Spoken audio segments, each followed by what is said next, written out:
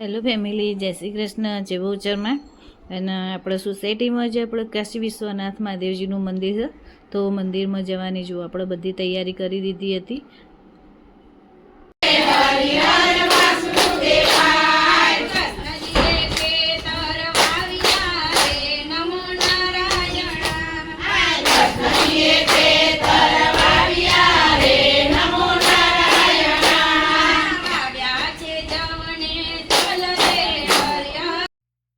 પછી હું અને નેન્સી બંને જણ મહાદેવજીના મંદિરમાં આવી ગયા હતા. એટલે મહાદેવજીના મંદિરમાં તો કેવું, બધા વારાફરતી ત્યાં દૂધ ચડાવતા હોય, જળ ચડાવતા હોય.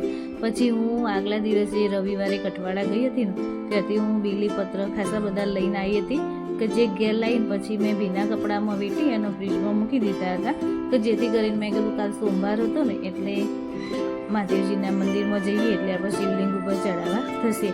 તો એટલે આજે મેં પાછા બીલીને ધોઈ દીધા હતા અને ધોઈને પછી મંદિરમાં લઈ ગઈ હતી.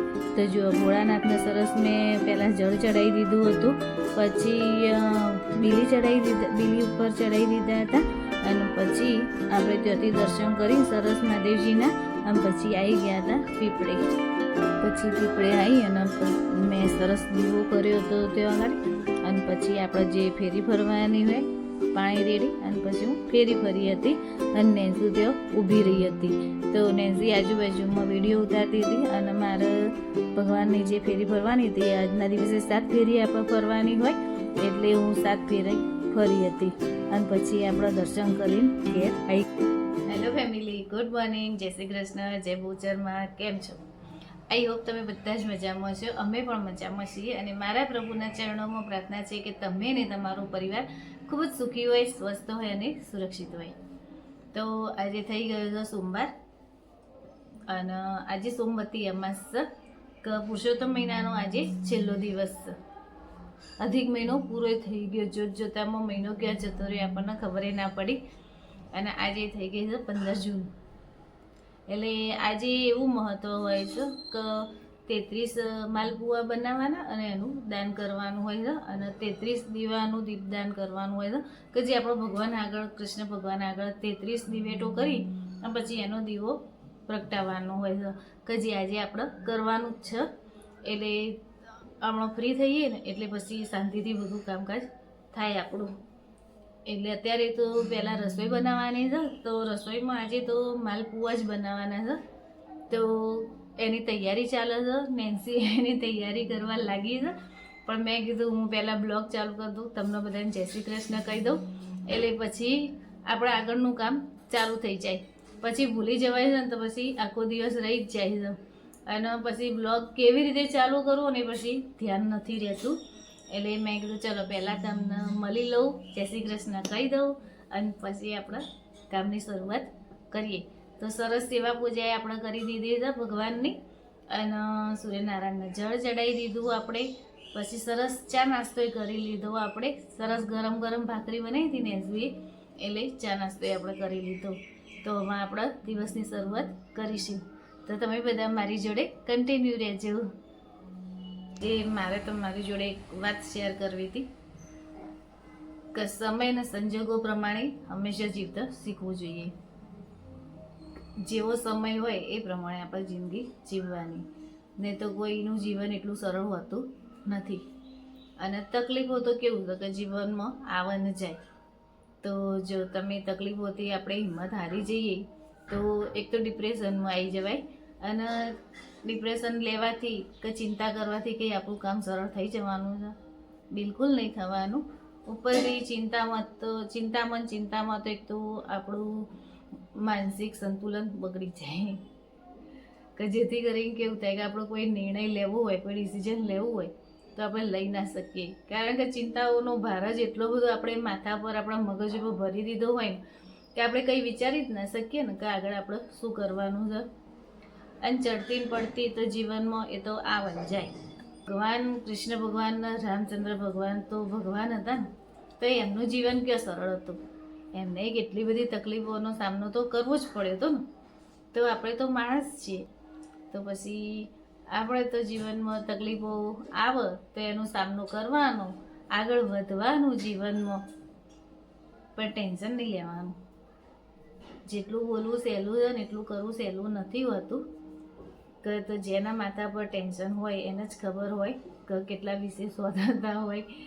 પણ જીવનમાં થોડું ટેન્શન નથી ને બાજુમાં રાખવાનું. કાં તો પછી કેવું હોય કે એનો હલ કરવા માટેનું એનો હલ કેવી રીતે લાવવો એ શોધવાનું. કે કોઈ બી પ્રશ્ન હોય તો એનો હલ તો લાવવો પડે ને આપણે. તો એના માટે કોશિશ કરવાની કે આપણો કોઈ બી પ્રશ્ન છે તો એનો કેવી રીતે હલ લાવવો. તો બસ મારે તમને આટલું જ કહેવું હતું.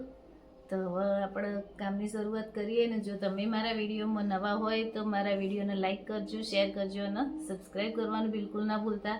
તમે બધા બ્લોગ તો જોવો જ છો પણ મારા વિડીયોને તમારા ફ્રેન્ડ્સ ફેમિલીમાં શેર કરજો. તો જો હવે આપણે આવી ગયા હતા બહારના રૂમમાં અને નેન્સીએ ગરમ પાણી કરી અને એની અંદર ગોળ ઓગાળી દીધો છે અને પંખા નીચે બેઠી છે કે જેથી કરીને પાણી જલ્દી ઠંડુ થઈ જાય. તો આપણે એને પૂછી લઈએ કે એને કેવી રીતે માપ લીધું હતું.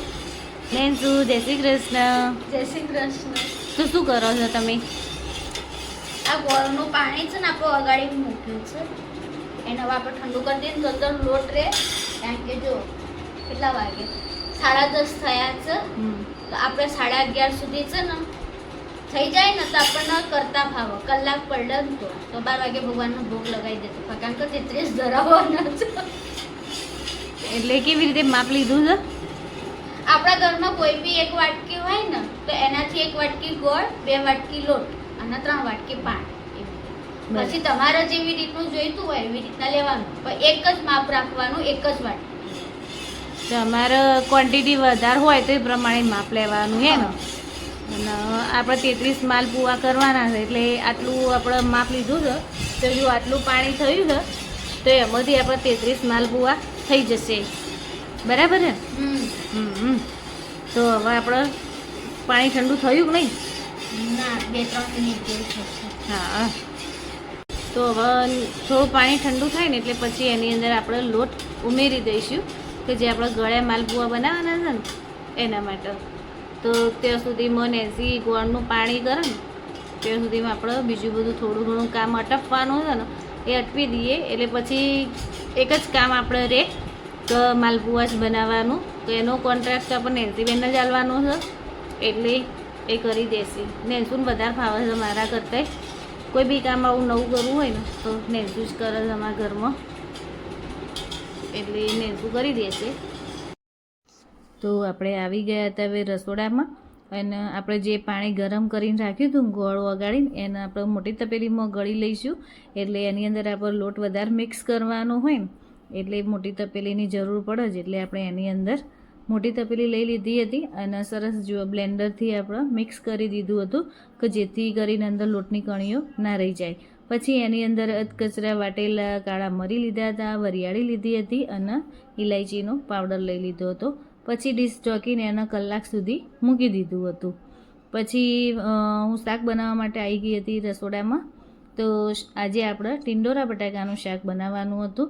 તો શાક બનાવવા માટે મેં કુકરની અંદર તેલ લઈ લીધું હતું. તેલની અંદર રઈ મેથીનો વઘાર કર્યો હતો અને થોડી હિંગ અંદર ઉમેરી દીધી હતી. પછી હિંગ અંદર ઉમેરી અને આપણે ટિંડોરા બટાકાનું શાક જે સમારીને રાખ્યું હતું એનો વઘાર કરી દીધો. પછી એની અંદર આપણે મીઠું, મરચું, હળદર, ધાણા જીરું, ગોળ મિક્સ કરી અને 2 મિનિટ સુધી એને તેલમાં સાતળી લીધું હતું. અને પછી એની અંદર પાણી મિક્સ કરી અને પછી એને 4 થી 5 સીટી બોલાવી દીધી હતી જેથી કરીને આપણું શાક મસ્ત ચડી જાય. પછી વારો આવી ગયો તો આપણો માલપુઆ બનાવવાનું. તો આપણા ચાચર લાવ્યા હતા, બહુચરાજીથી લાવ્યા છીએ. ખાસો ટાઈમ થઈ ગયો. ચાચર લાવે તો 10 વર્ષ ઉપર થઈ ગયું છે મારે. પણ આવી રીતે જો માલપુઆ કોઈ દિવસ બનાવવાના હોય ને તો આપણે ચાચરમાં બનાવીએ તો બહુ જ સરસ ઉતરતા હોય. અને મારે તો સરસ જ બને છે માલપુઆ. તો જુઓ તમને દેખાતું જ હશે કે કેટલા મસ્ત નાના નાના ને એકદમ પતલા પતલા માલપુઆ ઉતર્યા છે. બહુ જાડા કે એવા નથી થઈ ગયા. અને પછી માલપુઆ થયા પછી એના પર થોડી થોડી અમે ખસખસે વેરી દીધી હતી અને સરસ માલપુઆની પ્રસાદી આપણે બની હતી જે આપણા કૃષ્ણ ભગવાનનો દીવો કરી 33 માલપુઆનો પ્રસાદ ધરાયો હતો. તો તમે ભગવાનના સરસ દર્શન કરી લો. આ બહુ લાવો હોય છે કે ભગવાનના 33 માલબુઆના દર્શન કરવાનું. હેલો ફેમિલી, ગુડ ઇવનિંગ, જય શ્રી કૃષ્ણ, જય બહુચરમાં. થઈ ગયા છે સાંજના 5:15 અને આજે આપણે જે દીવા કરવાના હતા 33 એ મેં દિવેટો વણીને રાખી છે અત્યારે. અને નેન્સી અત્યારે જાગી જ હતી. પછી કેમ કે મમ્મી આપણે રસોઈ બનાવવાની ને પહેલાં આપણે તૈયારી કરી દઈએ કે જેથી કરીને પછી આપણે દીવા નહીં કરવાનું છે એટલે પછી એમાં આપણને રગવા ના પડે. તો નેન્સી તૈયારી કરી રહી છે. કાલની મગની દાળ જે પડી હતી ને એના ઢેબરા બનાવવાના છે આજે. તો હું તમને બતાવું કે શું અંદર મિક્સ કરે છે. મેં શું, જય શ્રી કૃષ્ણ. જય શ્રી કૃષ્ણ. શું કરો તમે? આજે અચન મેં ભાખરીનો લોટ કાલે આપણો મળ કરેલો જ હતો એ લીધો છે. એની અંદર મીઠું, હિંગ અને મરચું નાખ્યું છે. હવે આપણે બીજો બધો મસાલો કરી દીધો. તો જો નેન્સીએ ઘઉંનો લોટ લઈ લીધો છે.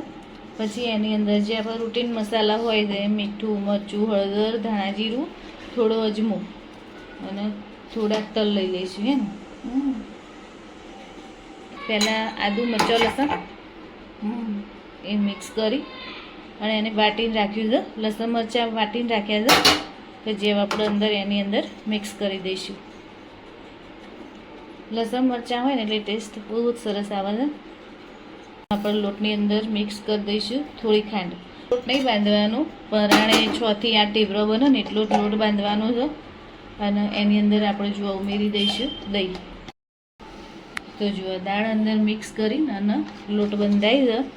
પછી આપણે હવે એને ઢેબરો બનાવી દઈશું મસ્ત પોચા પોચા રૂ જેવા. પછી ચા જોડે આપણે ખાવાના. શું કેવું?